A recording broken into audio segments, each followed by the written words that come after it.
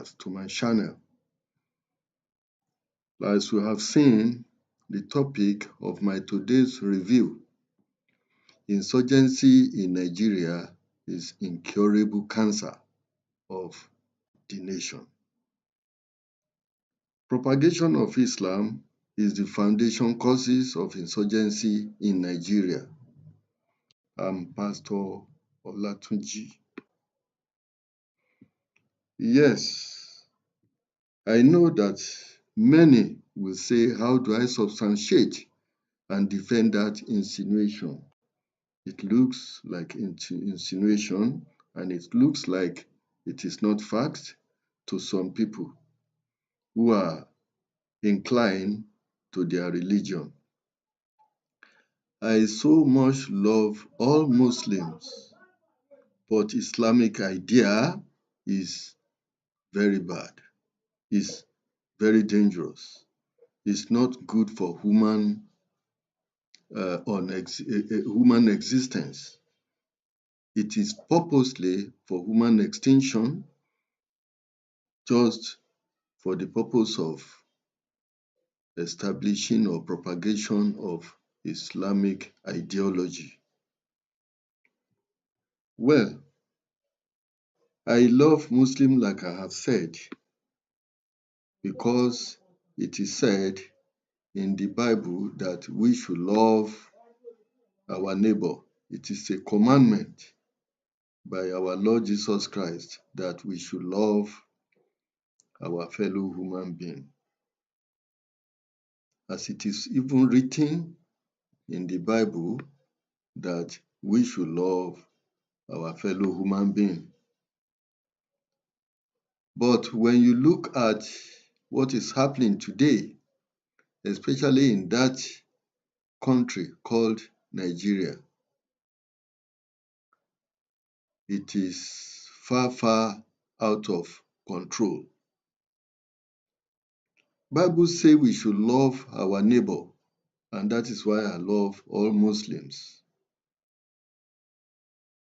It echoed Jesus' teaching in Leviticus 19:18, that is in Old Testament, in Matthew 22:39, and Mark 12:31. Jesus says we should love our neighbor. Now, for me to continue to substantiate what I have said, that Islamic ideology is very, very dangerous for human existence. I have so many reasons to say what I have said so far. The propagation of Islam is the major causes of insecurity in the world today, and not only in Nigeria. But why Nigeria case is so different is that the people in power in Nigeria are trying to be more Muslims than the Saudi Arabia where Islam originated. Let's go into Quran. Surah Muhammad, chapter 47. I read, or it instructs all Muslims that when they encounter those who disbelieve in Islamic battle, it says, strike their neck until you have thoroughly subdued them.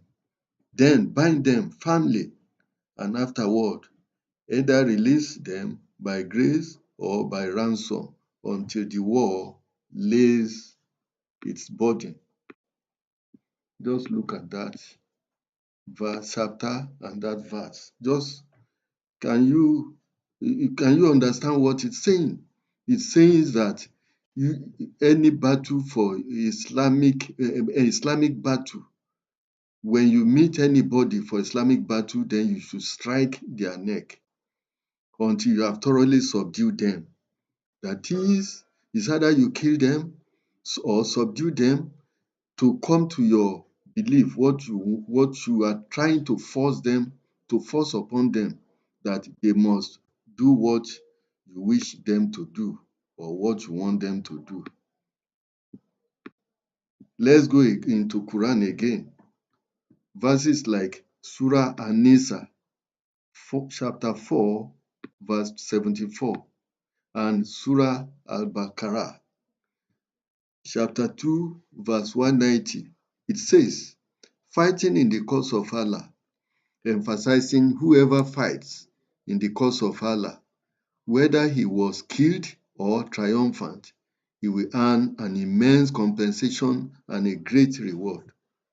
Just look at that again. It's like instigation of people against people. That is, that verse instigating people against those who are not interested in Islam, or to force them to come to that Islamic religion. For example, you can see what is happening in that country today about Sharia or no Sharia. They are trying to expand Sharia further to the southwest of that country, especially into the Yorubas area, because they knew that Yorubas, some of them practice Islam, but they hate Islamic ideology. They don't like Islamic ideology. It is in a place, that place, your brothers can be Muslim, your sister can be pagan, as we think it is pagan. So they can be worshipping other idol, but you are a Muslim, so they don't force each other to another, to their personal religion, that is how it's supposed to be. We are supposed to be peaceful to each other. Even in Quran, I wonder, Muslims, they do not really critically follow what Quran is saying, or what is trying to let them do. If you go to Quran 2, chapter 2, verse 256, it says religion is not compulsion. There is no compulsion in religion. But when you go to these verses I've quoted, these verses are purposely written by Prophet Muhammad in order to force people into that religion, whether they like it or not. There are other verses. If you go through Quran, there are 109 verses, such as Surah 8:12, Surah 9:29, Surah Al-Baqarah 2:154, Surah Ali Imran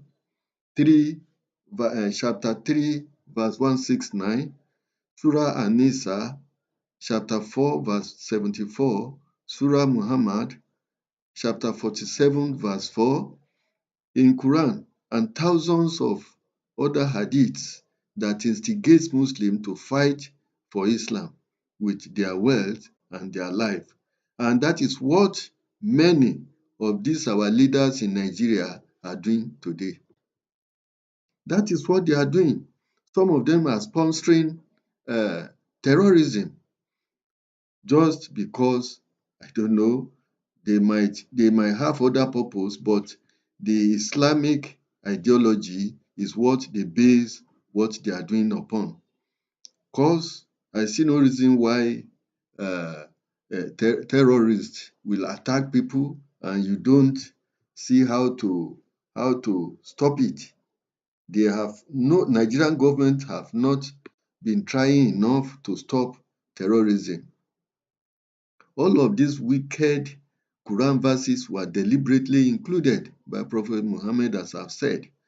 See Surah 69, verse 40. It says, I read, it says, indeed, this Quran is the recitation of noble prophet. That means it is his own wish. It is what he felt that he wanted to do so that he can achieve his purpose. That is why all those wicked verses are included in Quran. And in order for it to propagate the Islam. Furthermore, to my understanding, During the 23 years career of Prophet Muhammad, he led approximately 80 jihad expeditions in order to force people to Islamic ideology. Let me give you some breakdown of Prophet Muhammad expedition in his lifetime. He fought 80 jihad during the 23 years of his mission. Some of the notable battles include the Battle of Badr in year 624 CE and the Battle of Uhud in year 625 CE. Casualties, approximately over 1,000 casualties, were recorded on both sides in all the battles, with 259 Muslims and 759 non-Muslims were killed. World population at that time was about 200 million. He killed many Jews and Christians and non-Muslims. He confiscated their properties and took away their women and sex slaves as sex slaves. He introduced blood jizya, that is Islamic tax, as alternative to being killed, so that when you donate your blood, so that is in form of a tax, so you will not be killed. And that is what Prophet Muhammad introduced during that year. And these are the reasons that led to formation of series of jihadist organizations as Boko Haram, Lakurawas, ISWAP, Mitasini, ISIS, and Killer Herdsmen in Nigeria. And many of those are jihadists and land grabbers for Allah. Let me go further. Boko Haram insurgency began in Nigeria in 2009 and reached its height in the mid-2010s. They are suspected of being the perpetrators of attack in Adamawa State. This includes a bombing at an internally displaced persons camp in Yola in September 2015, as well as those in Mubi in 2012, 2014, 2017, and 2018. On 17 November 2015, a suicide bombing occurred at a vegetable market in Yola, Adamawa State, northeastern Nigeria. Over 30 people were killed and 80 others injured as traders in the city were closing when they were closing for the day business. On 5th June 2022, a mass shooting and bomb attack occurred at a Catholic church in the city of Owo in Ondo State, Nigeria. At least 40 people were killed, with the highest estimates being around 80. The federal government of Nigeria suspected the Islamic State of West African province of carrying out the massacre. On March 26, 2022, all of these groups were set up in Nigeria, by some Muslims in the corridor of power. The worst is that when atrocities are committed by their jihadists or mujahid, you can never hear any government military to come into help of the indigenous people. But if any of the indigenous citizens overcome the jihadists, the government will arrest, prosecute, and kill them. Can you see that? Government are in support, they are in support of terrorism. The most dangerous thing is that the government does re-enlistment of once known terrorists into Nigerian military outfit and weaponize them very well. As I speak, the largest army barracks in the northeast, is under the control of terrorist group in that country. The worst is that many cities are being conquered, especially in the Middle Belt of Nigeria by these jihadists and have changed the name of those cities. The only preferred solution from government is to resettle the indigenous away from their origin into IDP camp, rather than getting those land back for the indigenous people. This has sprung up many IDP camps everywhere in Nigeria. Islamic extremists had attacked Christian communities in Nigeria's Middle Belt time without numbers. And in December 2024, with the worst massacre claiming 47 lives on Christmas Day, meaning that over the course of 2024, nearly 150 Christians were killed in acts of terrorism. The majority of deadly attacks took place in conflict-ridden Benue State, and violent atrocities also occurred in bordering Plateau State, according to ACN sources.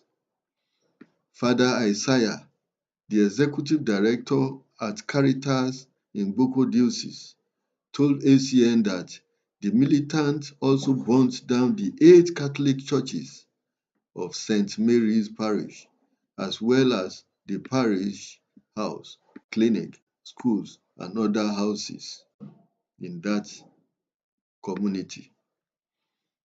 In year 2022, a lady called Deborah Yakubu was lynched. On 12 May 2022, Deborah Samuel Yakubu, a second-year Christian college student, was stoned to death by a mob of Muslim students in Sokoto, Nigeria, after being accused of blasphemy against Islam. Again, recently, one Sunday Johnson was condemned by hanging for self-defense against a wicked herdsman who first stabbed him, but at the end, Sunday overpowered the jihadist. My preferred solution. The main solution is to disintegrate this country called Nigeria, as the center can no longer hold. Give Igbo Biafra land, give Yoruba land their own country, and Hausa their nation, and others theirs, so that there can be peace. Boko Haram is fighting for Islamic nation, then give them Islamic nation. And that is why their leaders, politicians, are using them for Allah's fight. There are other sets of solutions that could ease all of this insurgency, such as abrogation of some wicked chapters and verses in Quran. This is very possible based on Quran stipulation in abrogation verse Quran 2, verse 106. If Muslim world is following Quran as it found in chapter 2, verse 256, that says, there is no compulsion in religion. The truth has become clear from falsehood.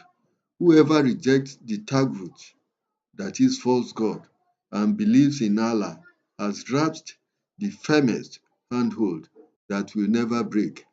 And Allah is all-hearing, all-knowing. There will be no terrorism and killing for blasphemy. Thirdly, if Allah is same as God, you don't need to fight for him, because God is capable to defend himself, as you says Allah is all-knowing and powerful. Why then killing Christians and fellow human beings? It is time to stop all killings and land grabbing in the name of Allah that does not send anyone to kill for him. Quran asks you to believe in Torah and Injil, that is the Christians' holy Bible. It says, thou shalt not kill in Exodus 20:13. It also says, love thy neighbors as thyself, Leviticus 19:18. Old Testament and echo in Jesus' teaching in the New Testament. When you go through Matthew 22:39 and Mark 12:31. It also says, he who kills by the sword dies by the sword is found in Revelation 13, verse 10 of the King James Version of the Bible, meaning that those who resort to violence will meet a violent end. Thanks for watching to this end. Please help us like and subscribe so that the work of God can spread to those who need to watch it. All quotations were taken from Christian Bible and Quran. You can chat me up on my channel in case you have anything to say. Thanks and God bless you. Amen.